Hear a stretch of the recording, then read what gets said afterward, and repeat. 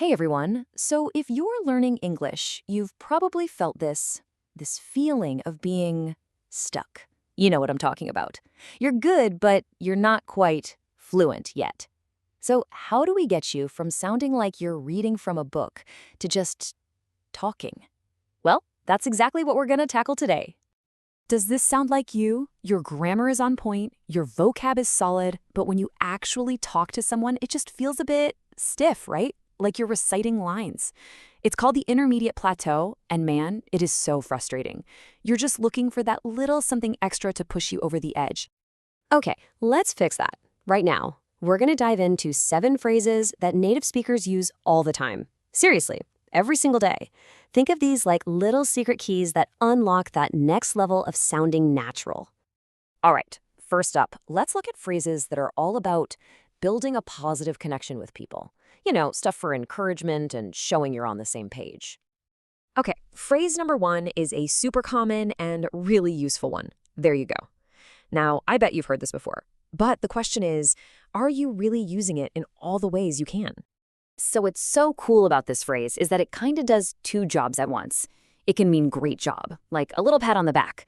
But, and this is key, it's also what you say when you see someone finally understand something, that aha moment. It's like saying, yes, you got it. So picture this. You're explaining something to a friend, and they're just not getting it. They're throwing out different ideas, and then, boom, they say the right thing. That's your moment to jump in and say, yeah, there you go. It's such a great way to let them know they've hit the nail on the head. All right, next one. This is for when your friend is being their own worst critic, just being way too hard on themselves. You can gently step in and say, hey, you're not giving yourself enough credit.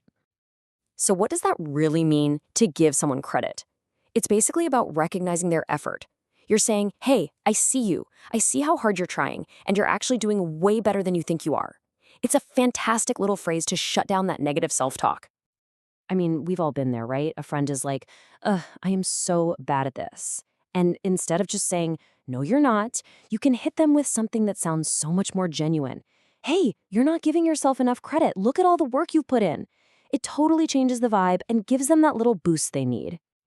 Okay, so those first phrases were all about connection and good vibes.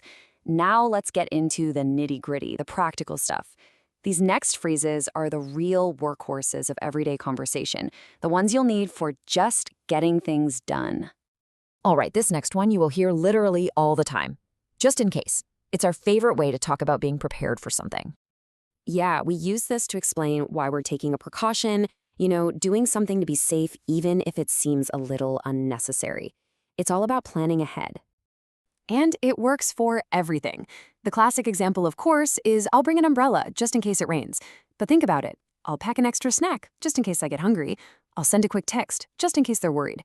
It's so useful for showing you've thought things through. Ooh, this next one is a real game changer in conversations. That's the thing.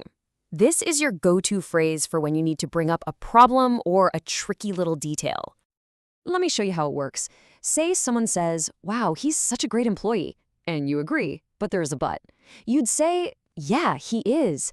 That's the thing, though. He's always late. See that? It's the perfect little bridge to introduce the downside without being super negative. Pay attention to this one because it's super important.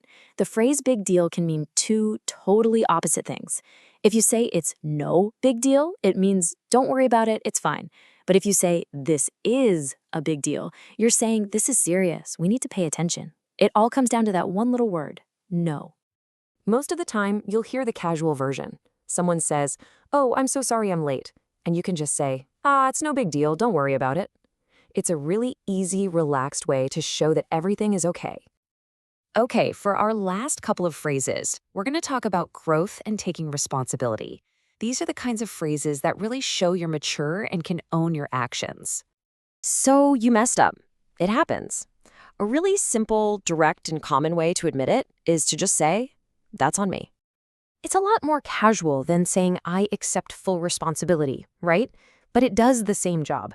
It's a quick, clear way to say, yep, that was my fault. I'll own it. A perfect example is forgetting to buy groceries. Instead of making a big deal out of it, you just say to your partner, hey, there's nothing for dinner. That's on me. I totally forgot. It's simple. It's honest. and it moves the conversation forward. And for our last one, we have a great phrase for talking about learning something new. When you finally start to figure something out, you're getting the hang of it.